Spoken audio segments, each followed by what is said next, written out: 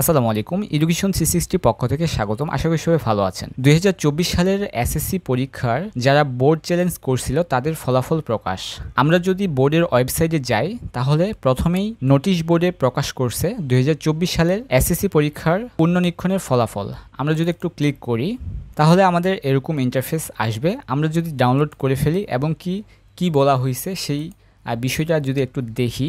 মাধ্যমিক ও উচ্চ মাধ্যমিক শিক্ষা বোর্ড দিনাজপুর বিজ্ঞপ্তি এত দ্বারা সংশ্লিষ্ট সকলকে জানানো যাচ্ছে যে মাধ্যমিক ও উচ্চ মাধ্যমিক শিক্ষা বোর্ড দিনাজপুর এর অধীনে 2024 সালের এসএসসি পরীক্ষার পুনর্নিরীক্ষণের ফলাফল নির্দেশক্রমে প্রকাশ করা হলো। নিম্নবর্ণিত ছকে উল্লেখিত রোল নম্বরধারী পরীক্ষার্থীদের আবেদনকৃত বিষয়ের লেটার গ্রেড জিপিএ এর পরিবর্তন হয়েছে। আবেদনকারী অন্য সব পরীক্ষার্থীর আবেদনকৃত বিষয়ের লেটার গ্রেড ও জিপিএ এর কোনো পরিবর্তন হয়নি।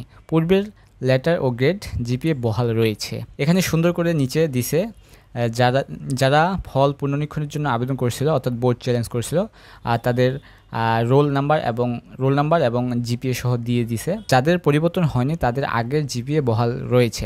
তো এখন বিষয় হচ্ছে কি যে অনেকেই আছে এখন পর্যন্ত এক্সট্রা ক্লাস অ্যাডমিশনের ওয়েবসাইটে অর্থাৎ একাদশ ভর্তির কলেজ চয়েস করে নাই। তো বোর্ডের অপেক্ষায় ছিল কখন এই ফল পুনর্নিরীক্ষণের ফল প্রকাশ করবে।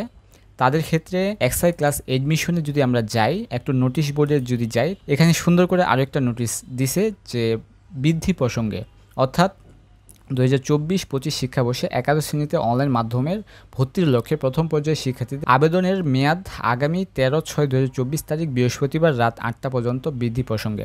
অর্থাৎ যদি আমরা একটু ক্লিক করি তাহলে সুন্দর করে এখানে দিছে যে এখানে বলছে যে 13 তারিখ পর্যন্ত আবেদন করা যাবে।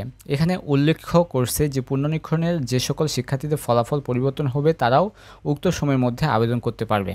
অর্থাৎ যারা ফল পুনর্নিরীক্ষণ বোর্ড চ্যালেঞ্জ করছে তারাও এই তারিখের ভিতর আবেদন করতে পারবে। তো আশা করি এই আপডেটটা আপনাদের উপকারে এসে থাকবে।